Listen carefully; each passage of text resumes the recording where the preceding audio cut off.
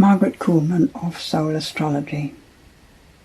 We've just completed 3 months of Jupiter retrograde, which always means having to put stuff on the back burner, not knowing quite what's going to happen next, readjusting everything to deal with an apparent hold-up.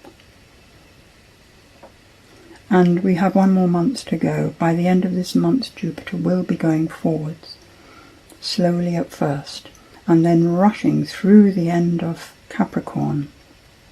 In the process, it's going to sextile Neptune and go over Pluto 1 more time.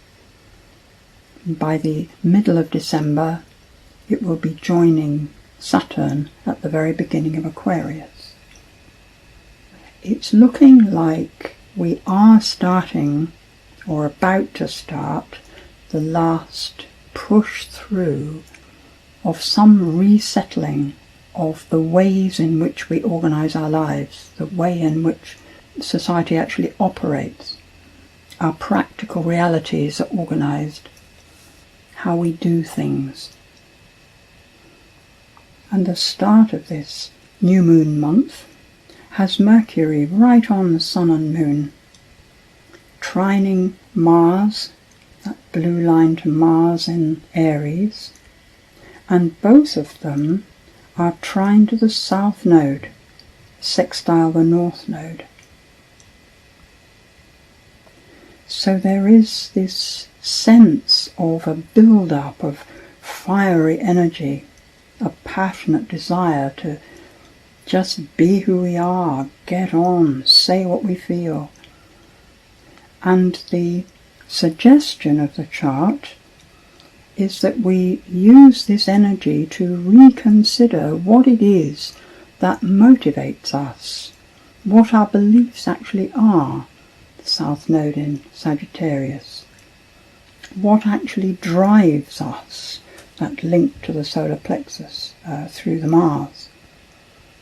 We need to be reconsidering that and talking about it, sharing about it. North Node in Gemini, ruled by the Mercury. Talking about it, sharing our ideas. There can be such a lot of fun in that. Such a lot of open, new possibilities.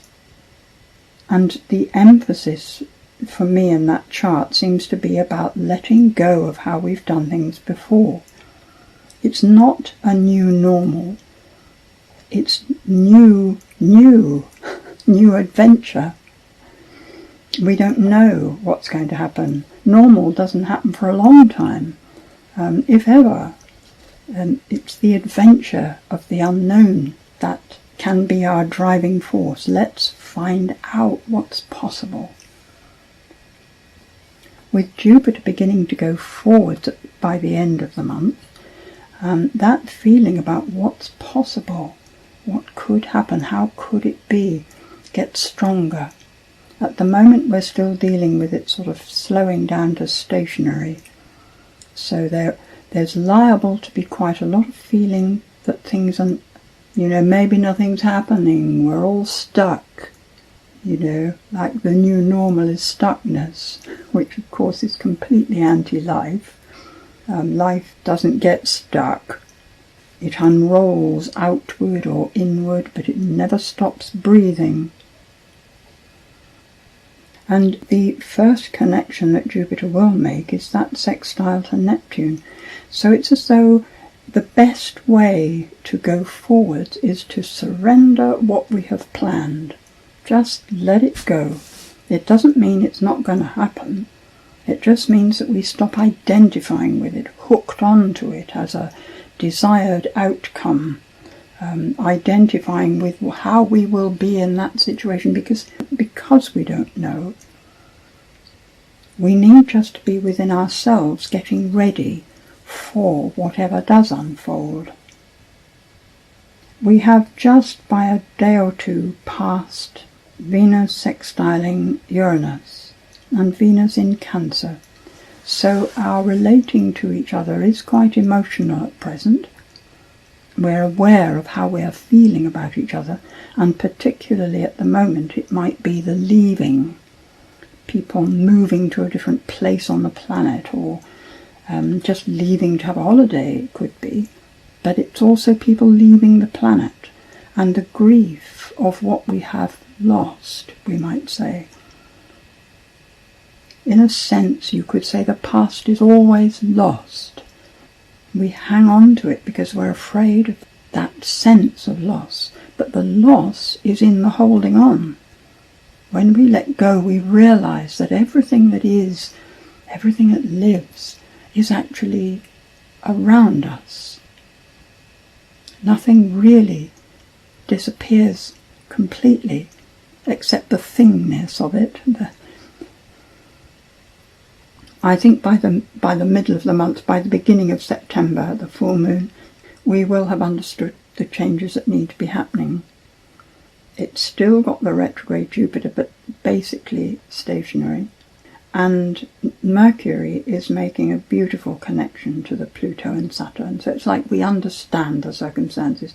Mentally, we can accept it.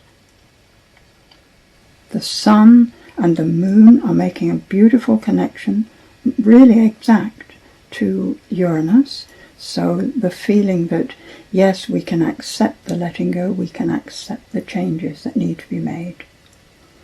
The part of us that may feel frustrated and upset is the solar plexus, the Mars, the desires, and particularly perhaps the desire for action, because it may not be the time to act, more to discuss, to sort out with each other how things go. So it could feel a bit slow, and truly Mars is slowing down, because on the 9th of September, Mars actually turns and appears to go backwards, back through all of that Aries. He goes back all the way to 15 degrees Aries by the middle of November, before coming forwards. And of course, as we've said before, he doesn't get to Taurus until January. So there's still a lot of energy around. We can turn that energy to resentment, frustration, anger. We can turn that energy to all sorts of directions. But the end of Aries has an extra flavour of being helpful. Aries is mostly about the self and survival, and that can involve being top dog and fighting, all sorts, conflict, competition. But the last section of Aries is tuned more towards doing those very things, but with a view to helping everybody. It's the most altruistic end of Aries. So that's where Mars is at the moment, which means that there doesn't need to be frustration as such, but rather putting into effect what the new moon was showing as Sun, Moon and Mercury quincunxing Saturn, where everything becomes doable when we do it for each other. So part of this letting go is a most wonderful opportunity to let go of egoic reasons for action. It requires a very fine vigilance to notice that difference between doing something because I want, I don't like, or doing something because the spirit is perfectly fine with it. When it comes to physical arrangements of things, what I've noticed is when I look inward, my spirit has no agenda there. Doesn't mind whether I do this or that. There isn't a spiritual obligation to behave in one way or another unless it affects other people detrimentally. Now, of course, other people are responsible for their reactions, and I am not responsible for that. This is why I say it's very subtle. One can only do one's best, but it's worth checking why we choose to do what we do. It looks as though a lot of what looks problematic at the beginning of the month finds its resolution by the beginning of September. Let our grieving for the past be an adjustment that enables us to accept the present as it is, and allow what belongs to us to still be here, rather than fearing that it's gone. What has life is with us in the moment. Go well, enjoy yourself. Thank you. Have courage.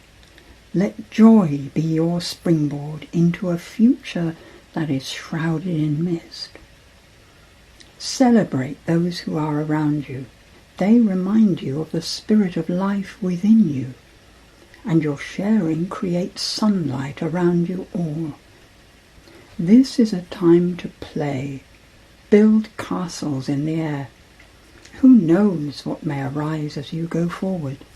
For now, whatever is the truth, and worthy of your full consideration. Enjoy.